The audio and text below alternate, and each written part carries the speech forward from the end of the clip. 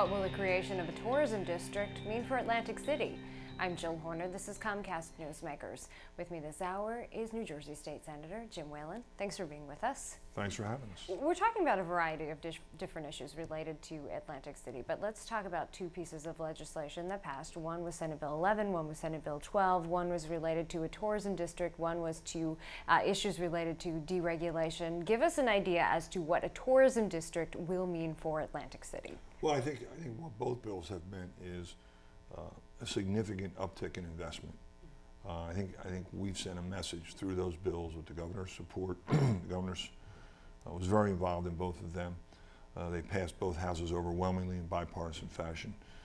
It sent a very clear message to the investment community that New Jersey is committed to doing things in Atlantic City. The tourist district specifically, and my colleague, Senator Bersacelli, says, hey, the tourist district isn't hard. That's where the tourists go.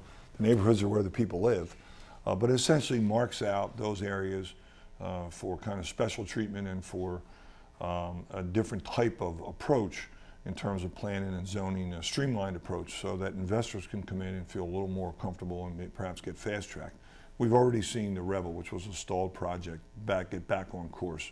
That's going to be a $1 billion plus project. There were a handful of construction workers there. Now there are literally 1,000 or more.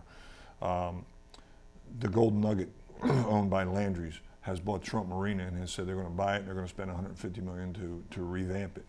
Hard Rock has indicated they're interested in a boutique casino in Atlantic City. So very significant investment, and a boutique casino is going to run into hundreds of millions of dollars as well. And let's quickly talk about that, because that is another change for Atlantic City, actually changing the number of allowable rooms. What difference will that make, and explain what that actually means? Well, what it means, simple math, it lowers the threshold from 500 rooms down to 200 rooms.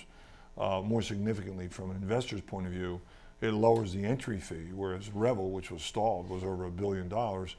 Hard Rock is talking about coming in $300, $400 million, a lot less money up front. And then as they do well in the Atlantic City marketplace, and I believe they will, they'll be able to expand and get up to 500 rooms and be the same as the other casinos in town. So that boutique casino that Hard Rock is doing, the destination resort that Revel is doing, the upgrade to Trump Marina, all very, very positive, and I think all as a direct result of what we did with the deregulation and with the S11, the tourist district.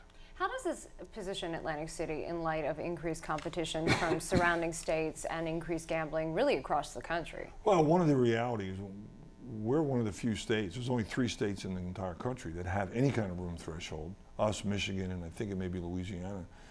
No, actually it's Mississippi. And their threshold is lower than ours. They don't have a 500 room threshold. So in Pennsylvania, for example, our nearest competitor, our biggest competition, and Delaware, you can just put up a freestanding casino and not have any room. So your investment is much, much lower. If we're going to be serious and in this for the long haul, which we are, we need new product, and new product is driven by investment capital, and without that investment capital, we're going to continue the trend that we've seen. By lowering the threshold and by doing the other things that we've done, making deregulation, making the regulatory climate more investor friendly, we're seeing this uptick that's taking place in Atlantic City right now. And we just have a short time left, but what about ancillary investment, things like restaurants, things like non-gaming attractions, sporting events, concerts, retail? How important is that? Absolutely the way Atlantic City has to go. I mean, this June is going to be a huge Dave Matthews concert at Bader Field. People are getting very excited about that. We have to become a real destination, and you outlined it. You know, it's dining, it's shopping, it's entertainment to go with the casinos. And those are the things that have to drive it, because everybody can gamble now within 15, 20 minutes of their home. Why come to Atlantic City? Well, you come to Atlantic City to see Dave Matthews or to dine or to shop or the other entertainment that we're going to be offering. Thanks so much. Thank you. We've been talking with New Jersey State Senator Jim Whelan. I'm Jill Horner.